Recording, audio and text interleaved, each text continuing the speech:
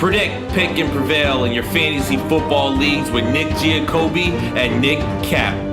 From breakouts to busts, superstars to sleepers, these are the guys that will help you achieve fantasy glory. This is the PrimeTime Fantasy Podcast. Welcome, everybody. We are done with week 12. We are on to hopefully lucky week 13. And this is the PrimeTime Fantasy Podcast, where we give you our predictions, our picks, with the hopes that we help you prevail in week 13 and the rest of the 2023 fantasy football season, which is dwindling as weeks go on. I'm your host, Nick Giacobbe. Joining me is Nick Cap. Nick, it is week 13. We have major injuries. I am sad. I am upset. And we're 2 weeks away from fantasy football playoffs.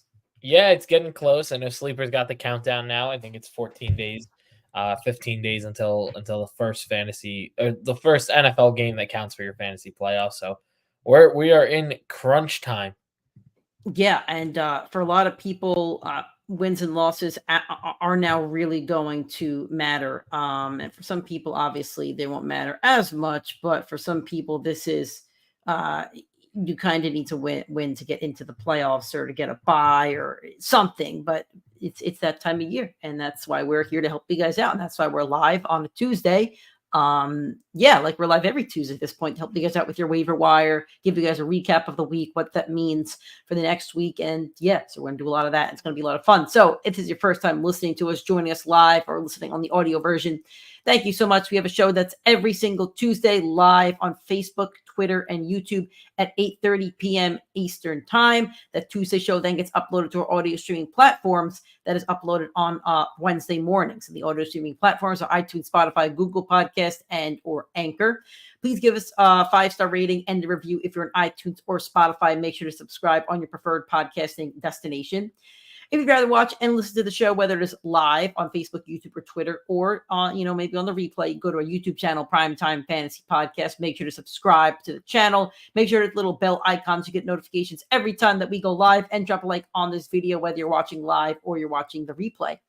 We also do a live show every single Sunday, 8:30 a.m. Eastern Time. 9 o'clock Eastern Time on Sundays. We love doing those for you guys.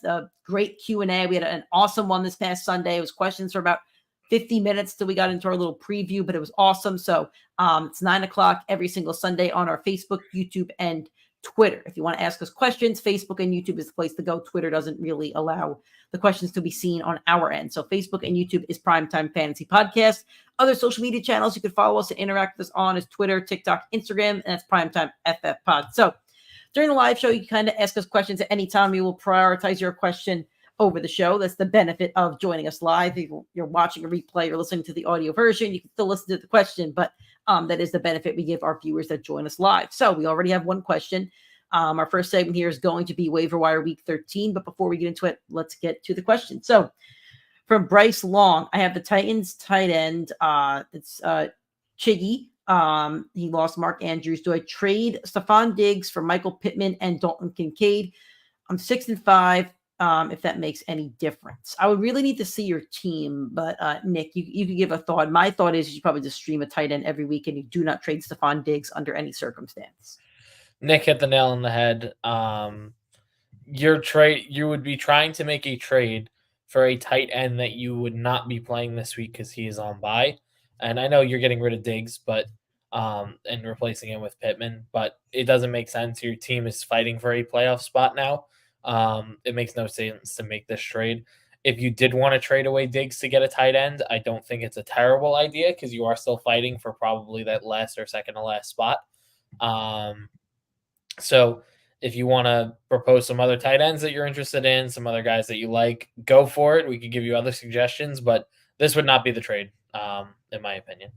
The other issue I see with this trade is, you're getting Pittman back, which is nice, but still, I don't think you could trade Stephon Diggs. I think if you're making a playoff push, I would take the upside of Stephon Diggs over any tight end you could get. Yep. So let us get into our first segment. Is our week 13 waiver wire. Like any other waiver wire week at this point, slim pickings. You kind of have your team at this point, and that's what kind of sucks for certain situations. So for quarterbacks, here's what you got. You have Kenny Pickett available in 15% of leagues. You have Jordan Love available in 50% of leagues. And you have Matthew Stafford, who is, I'm sorry. So Kenny Pickett is only owned in 15% of leagues. Jordan Love is owned in 50%. And Matthew Stafford is owned in 40%. My clear cut option here is Matthew Stafford if he's available in your league. If he's not, it really is slim pickings, so you don't want to play Kenny Pickett, but I guess in certain leagues you may have to. But with no quarterback injury this week, as far as I know, I don't see the reason for most people to even have to, pick up a quarterback per se. Correct. I agree with Nick here. I think Staffy's the clear one. The only other one I do really like is Jordan Love. I think he's been getting hot these last couple weeks. They're going to be fighting for a playoff spot. Same thing with Matthew Stafford. For me, I think he's proven a lot more in these last few weeks. Not saying he's a great quarterback or anything, but that receiving core is pretty solid. The offense is moving the ball a lot better. This week it's a tough matchup against Kansas City, although the game script should be good for the Packers. And then they followed up with the Giants, the Buccaneers, the Panthers, and the Vikings. Those are some pretty abysmal secondaries. He could have a very good stretch down the end of the year. If you did lose one of the quarterbacks and you are going to play the waiver wire, I do think Jordan Love is a sneaky good add to get hot during your playoffs. Okay. Next up, we have your running back. So the big pickup this week is going to be Zach Moss. Very upset about that. He's owned in 54% of leagues, so he probably isn't available in your leagues. Nick, I'm assuming you've probably done your waivers already. How many leagues is Zach Moss available in out of your 6? I think you're in. I'm in 4 legit leagues. He's available in 0. Yep. And how many non-legit leagues are you? Just ours, our joke league. Our best ball? Yeah. So when me and Nick do talk about our league on the show, we are not talking about our best ball league. Our best ball league is a joke. It is 4 people and it's a good time with a bunch of people that just like to talk some nonsense to each other. That's honestly it was a nonsense league for the fun of it, which is okay. But in my let's see, I'm in 5 leagues. I'm still in the race in 3 of them, and Zach Moss is not available in any of those leagues. So we're still noting it. I mean, if he's available, pick him up. But my guess is he's probably not available in most of your leagues. Some other names here: Jeff Wilson for the Dolphins. I don't like the pickup here. I mean, 22% of leagues he's owned in. Ty Chandler from Minnesota owned in 46%. Rico Dowdle 10%. Tajay Spears is owned in 38%. There's just nobody I'm really jumping to pick up. I mean, if you want to pick up somebody for the sake of it, I actually picked up Elijah Mitchell last week. Yep. Just in case McCaffrey goes down. But if you really want to pick up running backs, go for teams that run the ball a lot and have a bell cow and just in case an injury happens. But there's nobody you should be dropping people to pick up, at least on this list for me. The only one would be Zach Moss, just because he was a top 10 back up until correct. Correct. Outside of that, I agree with Nick. I think Jeff Wilson is maybe a good one. Elijah Mitchell, maybe a good one. I do think if you need a spot start because of injury issues or bye weeks now, I think Samaje Perine has a good shot. I think his snap share has been going up lately. I mean, there's no clear starting running back on this list outside of Zach Moss.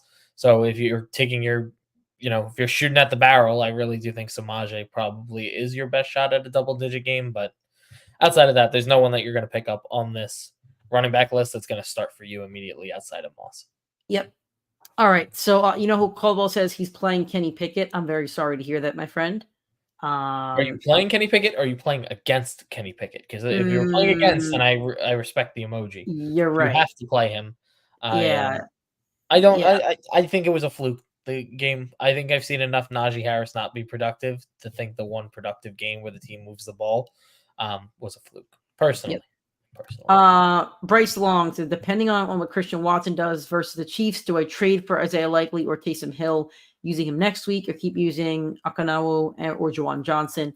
Again, it really depends on your roster. It's really tough for me to answer these kinds of questions without seeing an entire roster. If you want, go to our Twitter, PrimeTimeFFPod, and tweet us a picture of your roster, and I can maybe give you a better answer. I'm not crazy about Christian Watson. Haven't been since August. But it did look good this past week, though. Give him that. I'm not. Listen, I'm not. I've lost Mark Andrews in 2 leagues, and I'm not dying for a tight end. Like I think you just play the matchups going off your waiver wire. Look and see what defenses tight ends are playing on your waiver wire. I think it's probably the best case you could do. I'm surprised you could even make trades at this point. Most trade deadlines are passed, so make sure your trade deadline isn't passed before you even. I think look it's to ESPN trade. that's available still. Really, in December? Yeah, maybe. I don't know. Tight end to me is like it's Kelsey, Andrews, and the rest. Like, and Hawkinson's been awesome too, but that's it. Like it's not going to separate it enough for me. I think you just have to roll a tight end and hope for a touchdown. Yeah, for the most part. Like Nick said, I would recommend you tweet your lineup at us because I don't think getting rid of Stephon Diggs is the answer for you, but you probably have a flex type play that you can get Taysom Hill for. Yeah, but I mean, how much? I know you love Taysom Hill, but would you really want to give up a flex type play for Taysom Hill? I mean, he had 4 points last week. We haven't seen him. Then go for what did he likely. this week? Listen, you could go for either one. I'm just saying we're Njoku. Njoku's got 6 straight I'm not games sold. over 10. I'm not sold on any of these guys that you'd be trading for. They're all going to get Yeah, you no, a of course. possibility of 10 points, and a receiver in your flex can get you 20 to 30. Well, So Okonkwo is not going to be getting 10-point games. you're right. You're right. Kobo says, I'm in the deepest 12-man league at quarterback, Gino or Kenny or worse every week. Ouch. Good luck. Yep. All right. We're moving on to wide receivers. We have some potential options here. Jalen Reed for the Packers owned in 39% of leagues. Curtis Samuel for Washington. I don't love that name. 31%. Odell Beckham's owned in 51%. And Demario Douglas is owned in 34%. And Noah Brown in 41%. I'm looking at Noah Brown, high-powered offense at this point with CJ Stroud. I know he hasn't played the last few weeks, but he should slot back in there. Demario Douglas, I really like his talent. Don't like the quarterback situation. OBJ, if he's available, and I'll kind of flirt with Jalen Reed. I don't know why Curtis Samuel's on this list. I don't know if he's had a good stat line last few weeks, but I'm not crazy about the Commanders' like 4th option on offense. I agree with pretty much everything Nick said. There's one more guy down our list that I do like a lot. Joshua Palmer. Nick knows I'm a big Palmer guy. Have been since his rookie year. That offense has been abysmal without a wide receiver too. Josh Palmer has a chance to come off the IR this week, if not this week, next week. And he is going to plug in immediately and be the wide receiver too on what it was an explosive offense when he was out there or Mike Williams was out there. So I do think he's going to open up a lot more opportunity down the playoff stretch. I don't think any of the other receivers that we listed you can comfortably start week to week. I think if Josh Palmer comes off the IR and has a good game this week, you're going to comfortably play him in your lineup. So for me, that's the guy I want to add. Okay. And for tight ends, Pat Fryermuth, 45% of leagues. Isaiah Likely's owned in 41%. Kate Otten in 29%. I really like the first 2 options. Yep. Kate Otten's okay. He is what he is. I agree with Nick. I think Fryermuth is the one I would lean towards. I saw double-digit targets with no Canada, even though I'm still skeptical of the Steelers' offense. Double digits targets to a tight end is a must-add, must-start if you don't have one of those top 3 or 5 guys. Sure. All right, on to defenses. A couple defenses here that are being touted. So the Jags defense on Monday Night Football is owned in 29% of leagues. They're facing the Bengals, Jake Browning. The Falcons defense are going up against Knicks Jets. They're owned in 13% of leagues.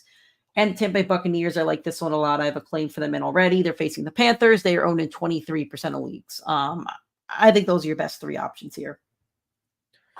Yeah, probably. I think I'd probably lean Atlanta. As bad as that is to say that as a Jets fan, the only way that the Jets are going to be able to put up multiple touchdowns on offense is if Desmond Ridder turns the ball over and gives them good field position. The Jets offense is not going to get 300 yards, which is where your defensive points get rough. So that team, as a Jets fan, they have been abysmal on offense. They're probably the worst offense in the NFL at the moment. So if you have an opportunity to play a defense against them, you kind of have to do it.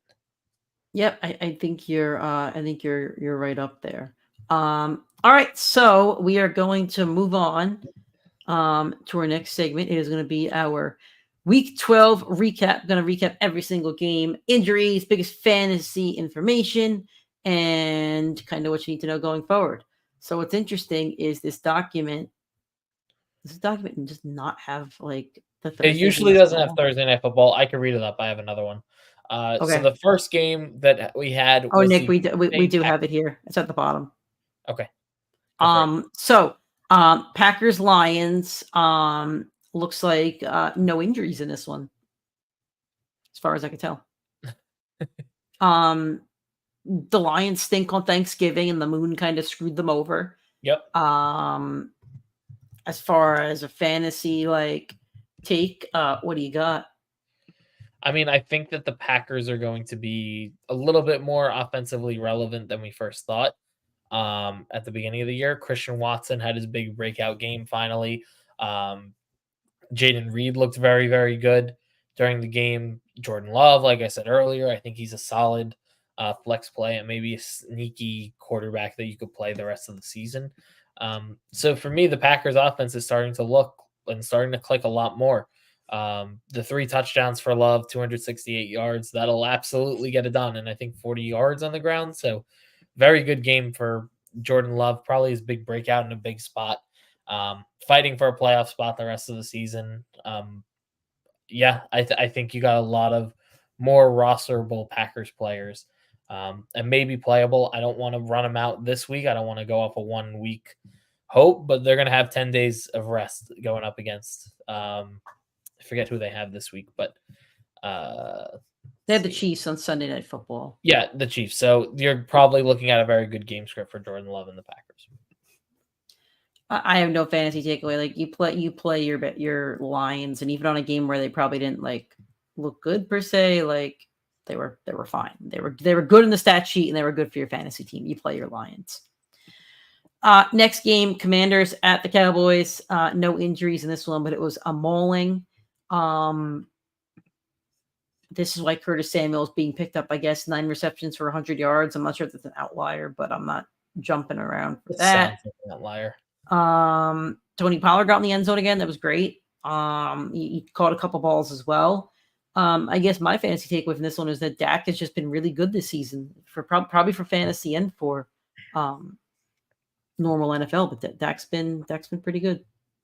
Can I give you one of my my hot takes on Dak Prescott? Yeah, I mean, I like hot takes. Let's do it. So and it involves another team, the Philadelphia Eagles. They've been phenomenal, but I think everybody looks at them and thinks every single game that they've won has kind of been like, how did they win that one? Yep. I think that the Philadelphia Eagles are going to lose to San Francisco this week. Mm-hmm. And I think then the following week, as long as Dallas gets a win this week, where the Dallas Cowboys are going to play the Seattle Seahawks, the Cowboys are going to be on 10 days going up against Philadelphia, where Dak has historically beaten them, even though they lost earlier this year. If Dallas wins that game against the Eagles, they're going to be leading the division. And if that happens, I think Dak Prescott is probably your MVP this season. I think you may be right on that. So that's going to be a huge game. That's got to be a Sunday night game. Oh, that's going to be a Week 16 Sunday night game, I think. It's real quick. It's a great one. No, Sunday night for Week 16. Sunday night is Patriots. No, for 14. Week 14. Week 14. Yeah, weeks. I would look at Week 16. Patriots Broncos is our Sunday night game at the moment. Nice. Yep. Yeah. Flex it out. Flex.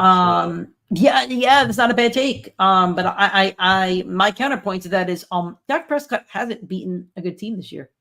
Well, he would have to beat the Eagles to do it. So you're right. You're right. That's my counterpoint. That's my counterpoint is the Eagles, even if they're close games, the Eagles are beating good teams. And historically, the last 3 seasons under Kyle Shanahan, teams that play the 49ers the following week are awful. I'm pretty sure it's like literally less than a 15% win percentage the week after playing Shanahan. So it's going to be a very tough spot for that Philadelphia Eagles team. Yeah, it's very interesting. The Eagles got the Niners, the Cowboys, and then my crap hawk. So it's good bounce back game. Good bounce back spot. Dak's quarterback 3 on the year. He's been awesome. Early this year, I said, Tua was a top 5 quarterback, and I said you probably hit the lottery drafting Tua in round 10. But honestly, if you drafted Dak in round 10, then that's probably your lottery pick right there. Yep. So good on you guys. Next game, the San Francisco 49ers at my Seahawks, and it was miserable. They ruined my Thanksgiving just like I thought they would, and they kind of had a chance, but then they didn't. And yeah, it was really miserable in all aspects. But if you have a fantasy football takeaway, you could tell me it. I mean, honestly, I really don't. The only thing I would say is me and Nick have been endorsing Elijah Mitchell as the backup for Christian McCaffrey, and in a spot where they went up big, Elijah Mitchell got 7 rushing attempts. Christian McCaffrey got 19.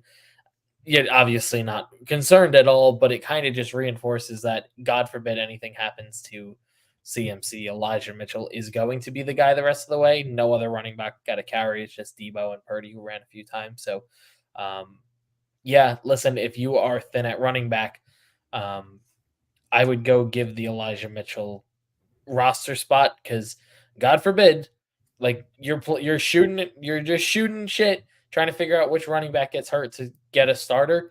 And CMC has such an extensive injury history, and this is a physical team that is going to go up against the Eagles, who are also a very physical team. So I highly suggest at this point rostering him if you are thin at the position.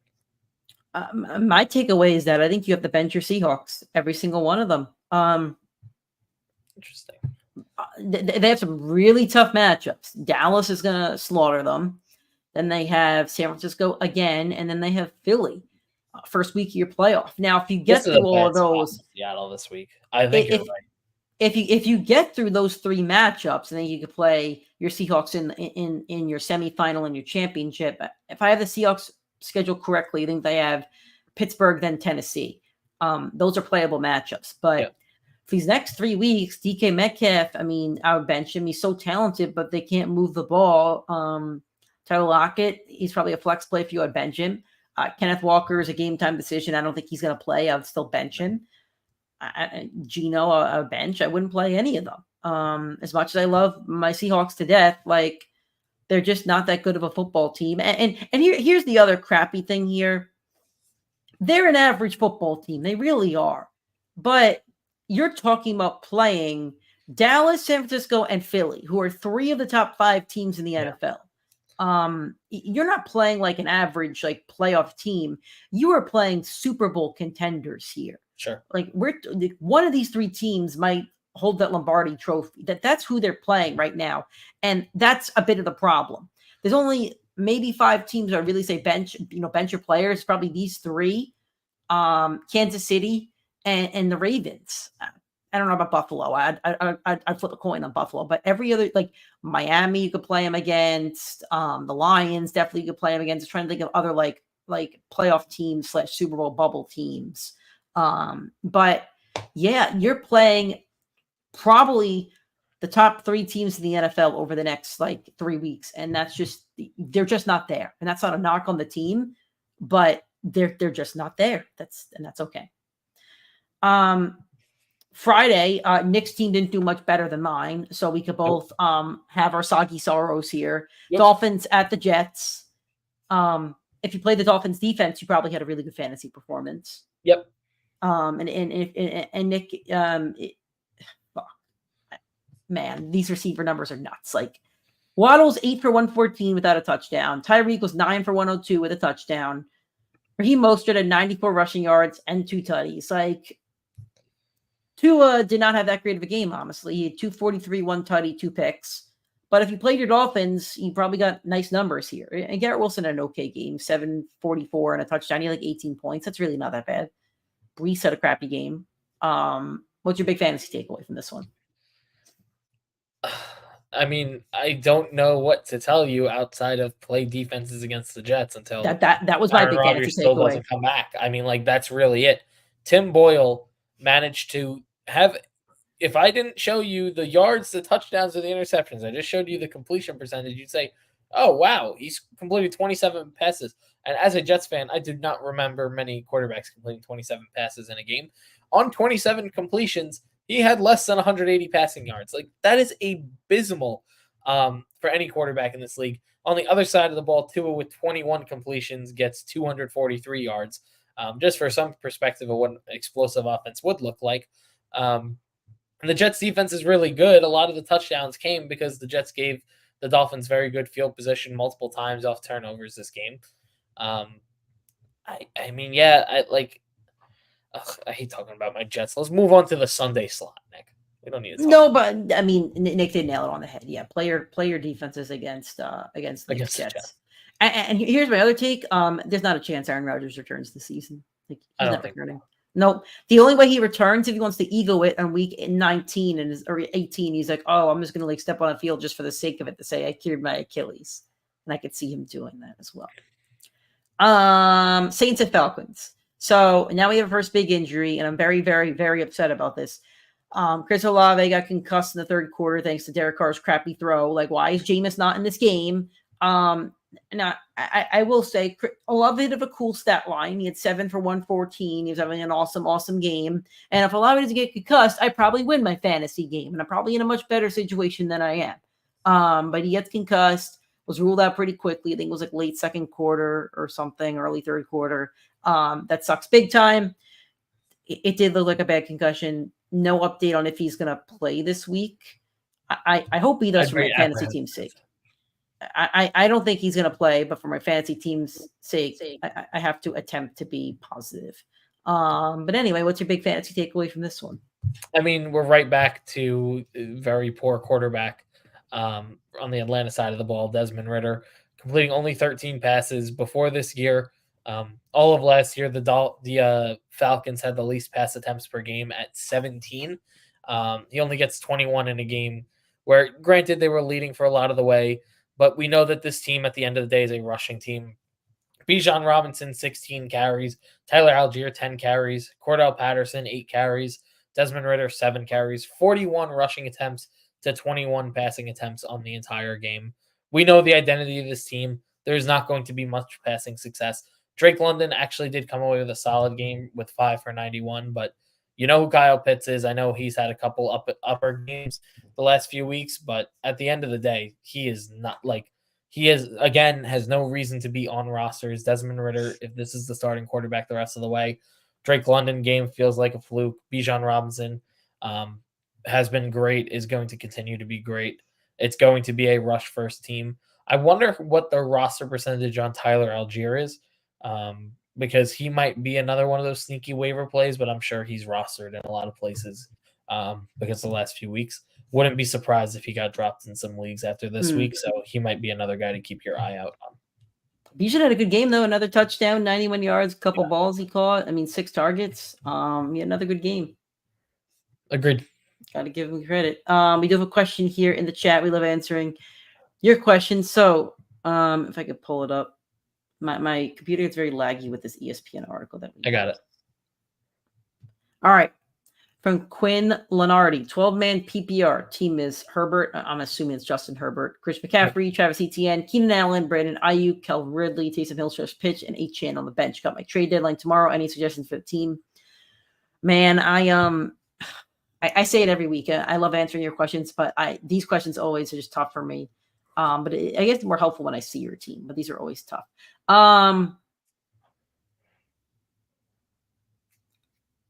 No, I don't have one. Your roster looks great. I mean, what do you think here? Because I don't know what he'd upgrade. So have to trade something to upgrade. I'm not sure what else he has on his bench. I don't see anything. I mean, he could upgrade the tight end, but he'd probably have to pay a premium, and I'm not willing to do that when he has Taysom and also Pitts in the background. I like to use Achane sitting on the bench. He needs a running back 3 in case one of those guys go down. Keenan's been awesome. Ayuk's been pretty good. Ridley's been solid, sort of ish. Herbert's a good stat sheet stuffer. Like, team's good. I don't have much of an option besides maybe going to get either a tight end or a flex play, but then you'd probably have to pay a premium for that. Yeah, I agree. The only thing I would consider would be making a package with Taysom Hill and Achane if you want to go try and get one of the tight ends. But I worry about that as an owner that just lost Jonathan Taylor this morning. I wouldn't.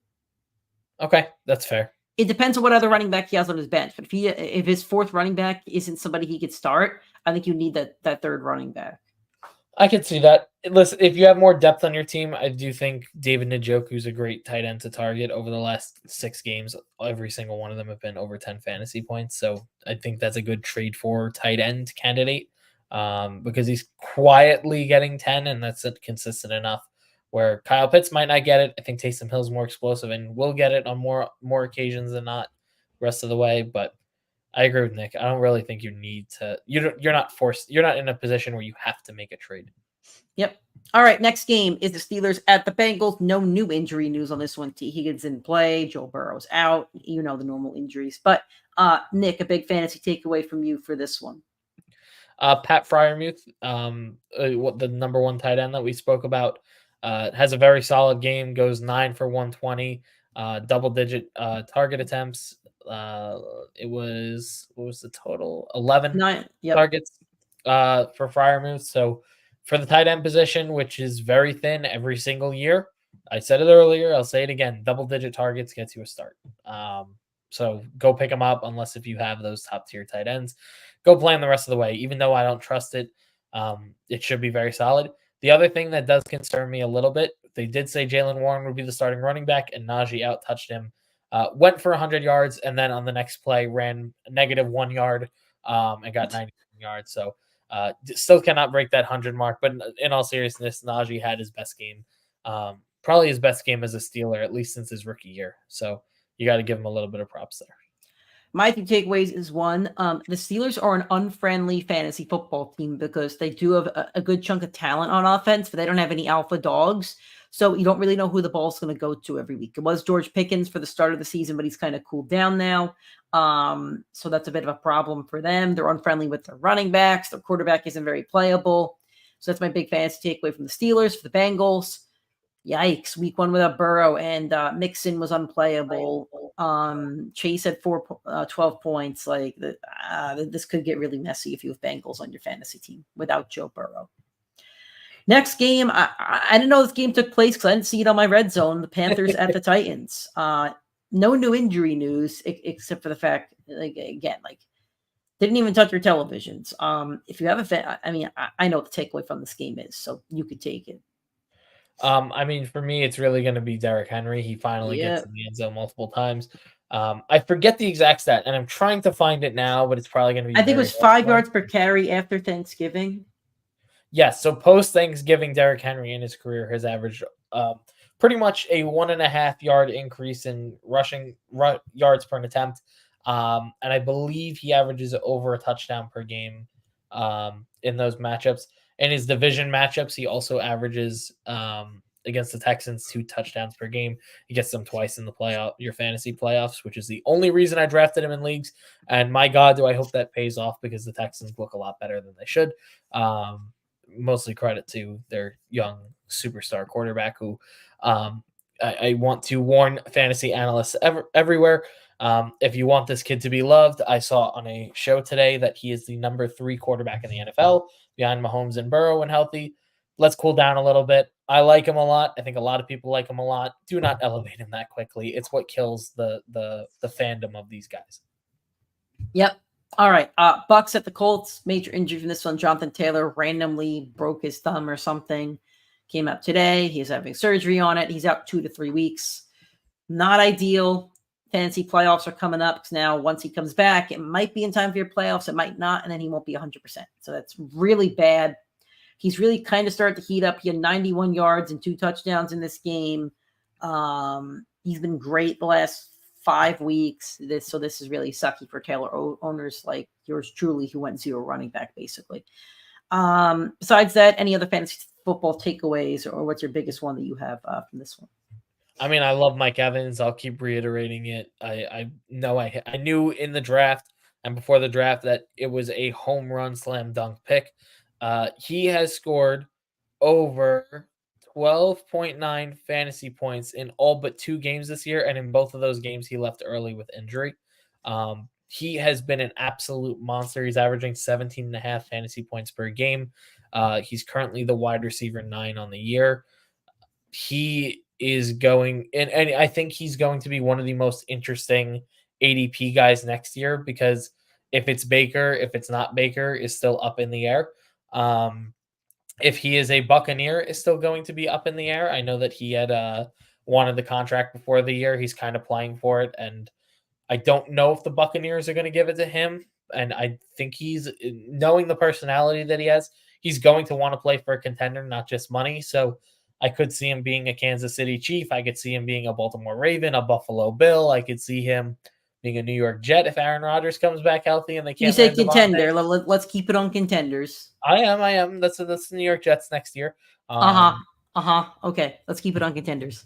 The New York Jets next year. Okay. I could. My point being, I think he's going to be one of the most interesting guys to analyze next year, because it was so clear going into drafts that the 6th, 7th round ADP for him was way too low.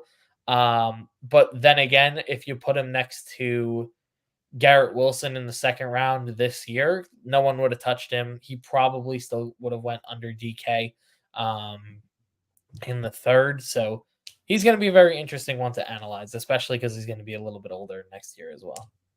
Here's another interesting one: is Michael Pittman, who is currently wide receiver. That's in standard league. Let me go to PPR real quick. Michael Pittman in a PPR league is 13, and he was probably drafted at maybe wide receiver 30, maybe 35.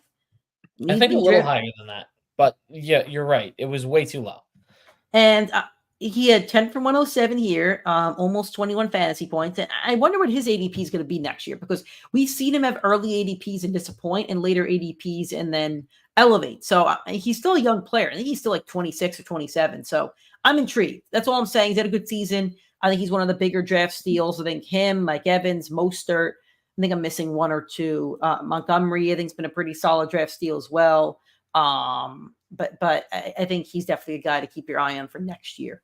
Yeah, and as something to keep in mind with Pittman, and I don't think people realize how quietly of a good year that he's having. Right now, he's tied with Devontae Adams for points. Adams still has not had his bye week yet. He's ahead of Tank Dell, who's getting a ton of hype. He's ahead of Brandon Ayuk, who's had a monster year. Devontae Smith, Chris Olave, Garrett Wilson, Calvin Ridley, Zay Flowers, Jalen Waddle, like a lot of guys that had a lot of hype and still get a lot of hype to this day. Like, he's consistently outperforming them on a week-to-week basis, and it's just getting so undermined. It's not like Jamar Chase, who's the wide receiver 8, but he's only the wide receiver 8 because he put up 52 in week 5, which is absolutely absurd. Michael Pittman has not broken 24 points this year. He also only has 1 game under 10 and only 2 games under 14. So he's been one of the most consistent receivers in football. It's a great flex play. Yeah, for sure. Or wide receiver too. And I think next year you just talked about where he's going to get drafted. He's probably going to be in that 4th, 5th range. And if he performs like he did this year again, like, he's going to way outperform that ADP. Yep. All right, some questions. From Mark Folkman, he says Nick Cap has hair. Hasn't seen him without a Jets hat. There you go. He goes, should I drop Dobbs or Stafford or Carr rest of the season due to Dobbs' poor performance? Yeah, I would take Stafford for sure. I think Stafford's been very good. I think the Rams are making a playoff push. I would take Stafford for sure. I think it depends. If you need a quarterback, then yes, you need Stafford because Dobbs is on bye this week. If not, we have seen Dobbs be pretty solid, have a very poor performance against Denver, whose defense has been significantly better. Last year, they were ranked a top 3 defense in the NFL, and did not look good for the first few weeks, but have clearly been one of the best defenses since their top 10 defense. And he's going to get Justin Jefferson back off a bye with an absolutely loaded roster. So for me, I'd rather have Josh Dobbs from next week on, but if you need the quarterback this week, then yeah, run it with Stafford the rest of the way. All right. And from Stanley, he goes, any news on Dallas Goedert? Nope. Follow fantasy or Philly beat writers or listen to us on Sunday morning, but no news on Goddard. All right. Patriots at the Giants. Demario Douglas left the game, did not return with a head injury. I haven't heard anything else about that. And didn't see this game a lot on the red zone. I think there was 1 touchdown scored by Isaiah Hodgins. And I don't really have a fantasy takeaway from this one. This is just the game that, Jalen Hyatt had 5 receptions for 109 yards, but I'm not. I mean, I'll have him in a dynasty league, but I'm not going to rush and pick him up. Like, this game stinks. Patriots stink. Giants stink. You can play defenses against them. Like, they stink. They're two bottom 5 teams in the league. They stink. There is one player that I think got a lot of preseason hype and going into the draft, desperately underperformed, and the last few weeks has started to heat up. It's Ramondre Stevenson. Since week 6, his performances are 18-15, a bad game at 7, 23-13 by week 22. So Ramondre has definitely picked up from where he was last year. The beginning of the season was a struggle for him, no doubt, but he's now averaging 13 fantasy points per game, which is not great, but it's good enough to be an RB2 on your team. If you do have a trade deadline coming up, I do think he's a great trade for candidate. And as one more quick fantasy takeaway, both these offenses are abysmal. Just like I said against the Jets, you play the defenses that are playing them. You absolutely do the same exact thing against Tommy DeVito, and I don't think Mac Jones should ever play a snap for the Patriots again. Bailey Zappi. So, yep. All right. Next game, Jags at the Texans. I don't think there's any major news out of this one. Jags squeaked it out. It was a fun game. And what's your big fantasy takeaway from this one? Trevor Lawrence is starting to heat it up. The second I called him out and I called him a bum, he's starting to click again. Last year, he did the same exact thing. He struggled for the first 10 weeks and then picked it up for the rest of the way. And now these past 2 weeks, his fantasy scores have been 32 and 26. He has 7 total touchdowns between those 2 games. He is definitely starting to catch way. So if you were a Trevor Lawrence owner or believer like myself, even though I don't like him anymore, I've totally flipped the script on him in the last year. He is starting to heat up, and he is absolutely going to be a must start the rest of the way for your fantasy team. I want to apologize from both of us. We were not really high on Nico Collins on our Sunday morning show. He had 7 receptions, 104 and a touchdown. So we did kind of miss on that one. It's going to be really interesting to see where this offense evolves to once Noah Brown gets back, and to see maybe who the depth chart of this offense. I still think Tank Dell's the number 1, but I do want to see where the depth chart's going to end up. Browns at the Broncos. Kevin Stefanski about Amari Cooper after the game. So that X-rays on Cooper's rib injury were negative. I guess we'll get more reports on that later this week. And I think that's kind of it. The Broncos, let's ride. They are hot right now. They're not a fantasy friendly team, but they're hot. What's your big fantasy takeaway from this game? Because I got none. These are 2 pretty unfriendly fantasy teams besides the defenses. I think that's an interesting take, because I actually think there's a lot of fantasy takeaways for both of these 2 teams. I think this is actually one of the more impactful for fantasy things to take note of. Number 1, Russell Wilson and the Broncos are winning games, but I do not think that they are playing well on offense. Russell Wilson is still averaging less than 200 passing yards per game, even though the touchdowns have been racking up for him. I will say Russell Wilson has been very well coached by Sean Payton. He had 11 rushing attempts in this game. Phenomenal. So what you want to see from your quarterback is, although it was not very productive. On the receiving side, Cortland Sutton with his second game under 10 points, but it was 9.1. So you got to kind of give him a little bit of a break. Jerry Jeudy still being an abysmal wide receiver too for this team. And I think that they're going to have to move him at the deadline. I don't think they can run it back with this receiving core.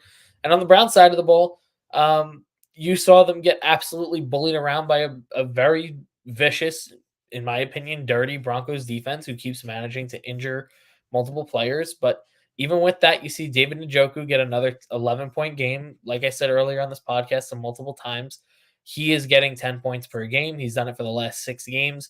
He is a must start the rest of the way. That's all you really need from your tight end position. And he's getting the workload to go with it. It's exactly what you need from a tight end position. I would probably rank him as the tight end 5 or 6 for the rest of the season. All right. I listen, I think you had some great information there, and that's why I threw it to you, because I did not have anything to add to that. Okay. Moving on, next game, Rams at the Cardinals. The Rams won 37-14, and Kyren Williams came back. Awesome game, 143 yards. He had 2 touchdowns, I believe. Yeah, 2 Both receiving touchdowns, 6 He for went- 61. Yep. In a game where the Rams scored 37, Cooper Kupp went 3 for 18, and Puka Nacua 4 for 27. So not great for them. Rams side of things, James Conner disappointed, and Marquise Brown did not have the game that we wanted just yet, but he was 6 for 88, so almost 15 fantasy points. So a solid-ish game. Step in the right direction. Yeah. No, I totally agree with that. Like the last game, I think there's a lot of fantasy takeaway. It comes from the running backs in both rooms. I want to give you one question here before Sure, you go for it. your take. Kyren Williams, league winner? Yes, for sure. And I'm so grateful that I own him. He is I've been currently one league. The league I haven't won yet. I've won all my other leagues. I have not won this one yet. Kyren Williams currently sits at, I forget where he is in the total rankings. What about his average? He is the running back 16 on the year. He averages the second most fantasy points per game behind Christian McCaffrey. If you take a look at his stats, as a running back, he had a great day. As a wide receiver, he had a great fantasy day. 24 points as a receiver, 14 points as a running back, combined RB1 on the week. Absolutely. He's been killing it this year when he's been out there. He is going to be a league winner, like Nick described. And he is so clearly a must start the rest of the way. Sean McVay knows how to use the running back position. We need to keep this in mind. Cam Akers kept getting hurt and could not click, but it does feel like every other running back in his system has been at least reliable. Kyren Williams, I mean, is exploding like Todd Gurley did. But it's going to be a really interesting ADP next year because is it going to be a sophomore slump? Is he going to continue? Like, this will be a really interesting one next year. We'll be debating. And then the thing I do want to bring Nick's attention to, because he mocked me for it so much, so I'm going to bring it to his attention.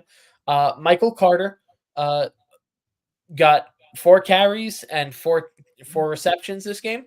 James Conner only got 6 carries and 4 receptions. So Michael Carter is going to break into this workload, I think, a lot more than people think. Okay. I'm not calling him a league winner because with 4 carries and 4 catches is not a league winner. Well, what he could be is a league loser for James Conner owners. He can play spoiler exactly. To Conner owners, but he won't be a league winner. He can be a thorn in the side of James Conner. We'll see.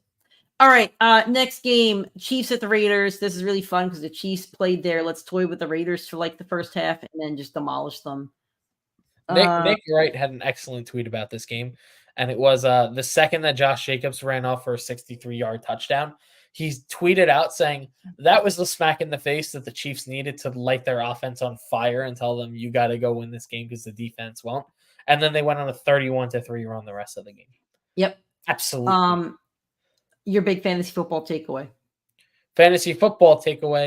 Rashee Rice is going to be much more relevant down the stretch. He's played one less game than Zay Flowers. Zay Flowers is getting a highly touted rookie season, getting a lot of love. Rashee Rice has 70 less receiving yards and 3 more touchdowns than Zay Flowers on the year. He is going to be very viable. I think he's clearly the most talented pass catcher on this team. He went 8 for 107 and a touchdown in this game. On this team? I'm sorry? On this team? Yes, on this team. Travis Kelce? Oh, no, wide receiver. Wide receiver, okay. You said pass catcher. I'm like, Kelce exists. My apologies. So I do think Rashee Rice is going to be very solid the rest of the way. I don't believe he's on a lot of waiver wires, as he should not be. I don't think so. I don't think he's waiverable at this point. I think he's been gone for a while. And I think he should be pretty much the locked-in flex play as the number 1 receiver for the best quarterback in football.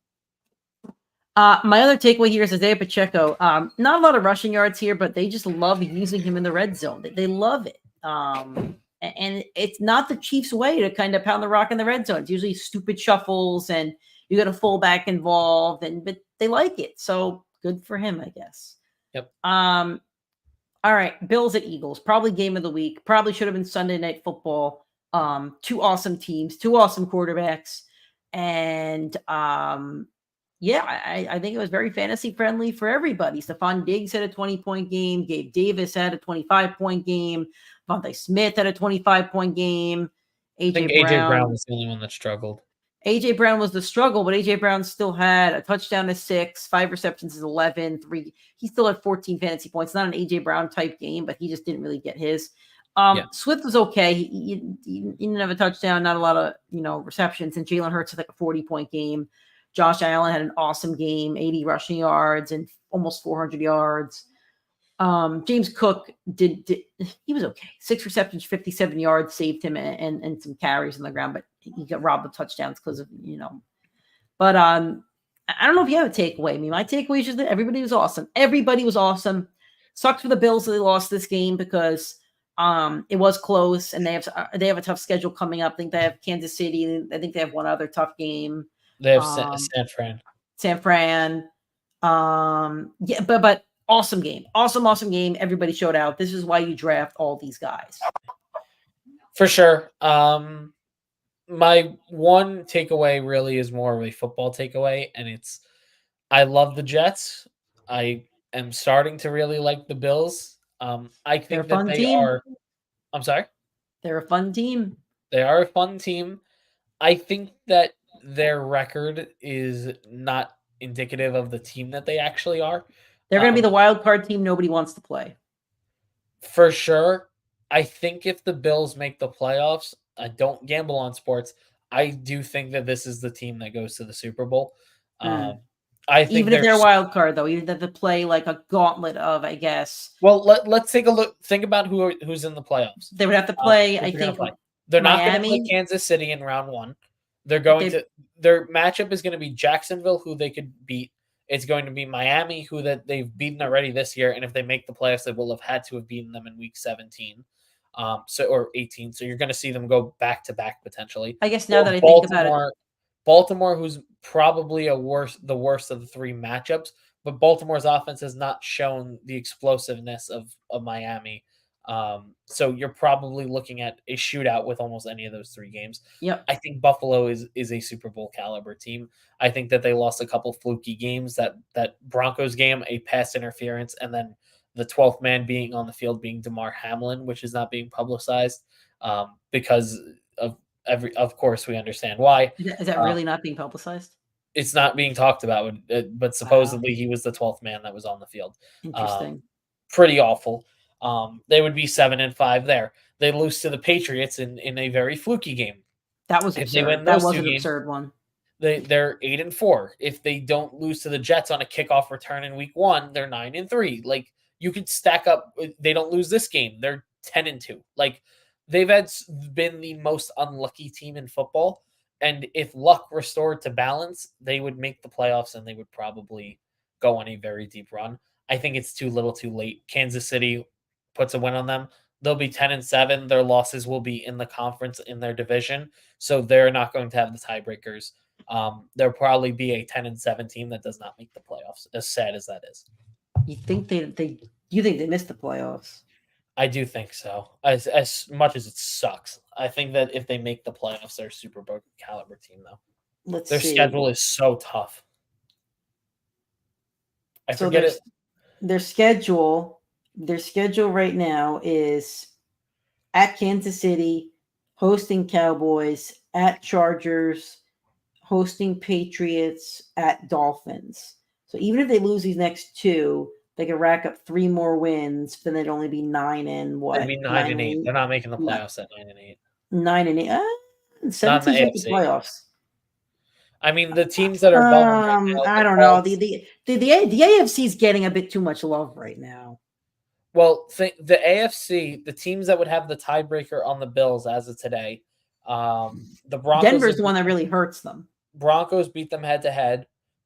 Houston has a better conference win percentage, which is the next tiebreaker if it's not head to head. Indianapolis has a better win head to division and if we get Gardner Minshew in the playoffs instead of Josh Allen, that will suck so much. Every single year there's one team we didn't want to make the playoffs that makes it in place of someone. I think it's going to be the 3 AFC wildcard teams. I think it's going to be the Colts. I'm looking at the If Colts schedule. That's absurd. The Colts are going to make the playoffs. That's so ugly. if you think about what the playoff, if you thought about who you want to make the playoffs, let's say the 4 teams winning the division win the division. Right now, the wild card teams are Pittsburgh. I don't think people want to see them. They're not fun. Cleveland, now that Deshaun Watson's out, no one wanted to see them They anyway. probably want to see Houston, Buffalo, and Denver. Probably. I think, I don't think the Chargers are getting in. I think it'd be a better story. I think a lot more people would want to see that team make the playoffs. That's not going to happen. So, yeah, I mean, I think you're right. I think Houston, Denver, and Buffalo are probably the 3 teams people want to see. I think 2 of the teams that are in the playoffs right now are going to wind up making the playoffs. So we have we're between, let's see, 1, 2, 3, 4. So 6 teams are going to be vying for those 3 spots between Pittsburgh, Cleveland, who each have a game on Buffalo, and then Indy, Houston, Denver, and Buffalo. That's rough. The worst part is they're going to go into the bye now this week. All the other teams have had the bye above them. Well, that means they got to beat Kansas City. They got to show what kind of team they are and almost like win out. Yeah, exactly. I know we went on a long real football take. Nick has to go for a second, so we will What are you? We will move on for a little bit. All right. I will stick to the real football. Sorry, Blurpy. We'll get back to your question once Nick gets here. But yeah, we had a doggy issue. Don't know what he was doing, but we had a doggy issue. All right. From Blue Prey, start Kyler, Russ, or Love. Okay, so we got a bunch of questions here. Okay. So this week alone, I got to look at the matchups because I'm not even on Sunday yet. These are normally our Sunday questions. Okay. So we're starting Kyler Murray against at Pittsburgh. We're starting Russell Wilson at Houston. At Houston or Jordan. I don't want to start Jordan Love. I think I want to start Kyler Murray. I think I'd ride. Back. I was kind of thinking Russ, but they don't score a ton of points, and I think I would trust Russell Wilson. I would go Russ. I like Kyler Murray I think Kyler Murray is a better quarterback. That might be a hot take, but I think he's a better quarterback, and I think the Steelers defense have been holding too many teams to too little points for me to want to play. Who has been a bad offense even since Kyler has returned, not putting up enough points. All right. Then for tight end, Taysom Hill, Freiermuth, you'd have to pick up, or Jake Ferguson. You can pick up Freiermuth, but not Zach Moss. Zach Moss has to be your pickup no matter what. And Jake Ferguson is an awesome tight end, and you should just start him from here on out. If you don't get Moss, which I don't think you will, if you have one of the better teams, I would go with Freiermuth. If that's not the case, I'm still locking in Taysom Hill. Okay. All right. What do we have? 2 more games left. Next game, Sunday Night Football. Ravens at the Chargers. No new injury news for this one. But what's your big fantasy football takeaway? This game was not super fantasy friendly for many people, and it really should have been. This was not a high scoring enough game. Correct. Keenan Allen was awesome and probably won a lot of people their matchups. But aside from Keenan Allen, almost anybody. You know what? I really wasn't going to be brutal, but here we go. Justin Herbert stunk. He stunk it up on live national television on Sunday Night Football. Had a couple chances for game-winning drives, and he stunk it up. Just going to say it. He stunk it up. Just saying it. Keenan Allen was awesome. Justin Herbert stunk it up, though. And if you needed Herbert to play well to win your fantasy matchup, he probably didn't, by the way. So to wrap it back onto fantasy, 200 yards, 1 pick, 1 tutty, he's not doing it for you. He also did a 47 rushing yards. That 4 points definitely does help. Austin Eckler did not have a good game. Again. Math is not great for me, but he only had under 14 fantasy points. Nobody on the Raven. Zay got his touchdown. That was pretty sweet, but aside from that, the Ravens didn't really have a good game. Zay actually had a really good game. I forgot he had the rushing touchdown too. So Zay had a good game because he had that rushing touchdown. Well, yeah, touchdown, he had a receiving touchdown, and it was a 14-point game, which isn't bad for your flex. No, it's not. Lamar was okay. Wasn't bad, but wasn't Lamar. Like, not for nothing. Lamar, I'm not blaming Lamar. Like, he did his job, but Lamar didn't look great either. I'll bash Herbert, but Lamar didn't really look great either.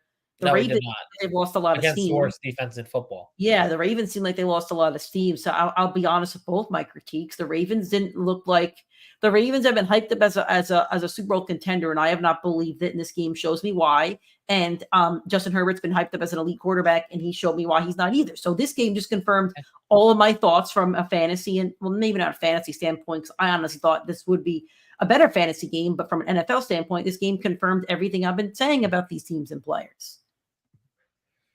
Sure. Listen, I don't think Herbert played a great game. I don't think any of his weapons did him any better. Keenan Allen fumble, Besides Keenan Allen. fumble. Herbert had a fumble. Herbert had an interception. Herbert has not been turnover prone this year at all. So, that's a little, I don't want to say fluky, but it's not typically who he has been this year. On top of that, they had to bench their first round receiver because he absolutely is abysmal in Quentin Johnson. Very bad for my dynasty team. Very bad. So Alec Erickson and Jalen Guyton are the wide receiver 2 and 3 on this team now, unless if Josh Palmer comes back, which, as I've been saying, needs to happen, because this team's just not as explosive as it was, and a lot of these pass catchers who are very good outside of Keenan Allen are not doing good enough. Keenan Allen, they spam the square button. That's all they could do this game. They had to spam. I can't even tell you what's wrong with him from a coaching standpoint, because is Austin Eckler a problem, or is he not? Or is Kellen Moore not drawing up plays? Because Tony Pollard was very, very productive, and they're very similar backs. So I don't know what. They're not. You don't think so? No, Austin Eckler is an awful runner. He's been but he catches a lot of balls just like Tony Pollard did. Doesn't matter. Tony Pollard could turn up field at 24 miles an hour and go cook a defensive team. But you just watched this year when Tony Pollard got the full workload with no Zeke. He has not been great. And the last few weeks, he's hit the end zone a couple times, but he has not been great. Austin Eckler had 10 rushing attempts this game. He had 32 yards. I was shouting it on the show that he's like a 3.5 yard per carry attempt guy. Yep. This is 3.2. We were ripping Najee Harris for having 3.7 yards per carry and being awful behind that Steelers offensive line. And Austin Eckler's been worse, except Austin Eckler's drafted at the 104 this year in fantasy. Yep. So, it's a fantasy show, so we'll keep it there. But I Austin Eckler's not a great running back. He's just great for fantasy. Nick, take this for. All right. We're going to go right into the Monday Night Football matchup. We are looking at the Chicago Bears versus the Minnesota Vikings. As I said earlier, Minnesota, really, really, really bad game. Joshua Dobbs struggled, 4 interceptions. They're going to click a lot more. This was a very poor performance. I think when Justin Jefferson gets back and they retool after the bye, it's going to be much better. You got to keep in mind, Josh Dobbs came into a system where he had practically no preparation week 1, still has not really had a full chance to learn the full playbook, does not know all the players on his team, and has to go into a division matchup where Chicago has a defensive-minded head coach, game planning against this team. It was not a good situation for him to begin with. We just cut him some slack because they won 2 straight games after the Vikings were hot. So I think we need to take a step back on Josh Dobbs, hit the reset button mentally, and realize this team is probably a lot better than that game against Chicago, and realize that this team is probably a playoff team at the end of the day. They're going to go into the bye. They're going to retool. They'll have Justin Jefferson back for sure. He came off the IR today, and they're going to be in a much better place. Yeah, I mean, DJ Moore had a really good game. I mean, 11 for 114. I'm sorry. So it's over 20 fantasy points. Fields did not have a great, this game stopped. I was not watching the football game last night. It was not a good one. It was on the small TV for a reason. Hockenson had a good game again. I think Hockenson's really exceeded expectations, even though he was drafted high. One of the rare cases where you draft a tight end high and he does kind of live up to it. He's been awesome. Yep. But overall, not a fantasy friendly game at all. Correct. Alrighty, guys. That's our show for this week. Hopefully you guys enjoyed it. Thank you for the ones that joined live and ask us questions. That's why we do it live. We're going to do it tonight anyway. We might as well do it live and answer any questions that you guys had. So if you enjoyed the show, make sure you drop a like on this video. If you're on YouTube, if you're listening on the replay off an audio streaming platform, please give us a 5-star rating and a review. We definitely appreciate that. You can find the show on all audio streaming platforms every Wednesday: iTunes, Spotify, Google Podcasts, and Anchor. The live version of the show airs Tuesday nights, 8:30 p.m. Eastern time on our YouTube, Facebook, and Twitter. We then also do a live show Sunday mornings, 9 o'clock Eastern time, a.m. So we give you guys your start sits, Q&A. Want to help you guys out as much as possible and answer all of your fantasy football questions. So thank you guys for joining. Thank you for watching, and we'll see you guys on Sunday.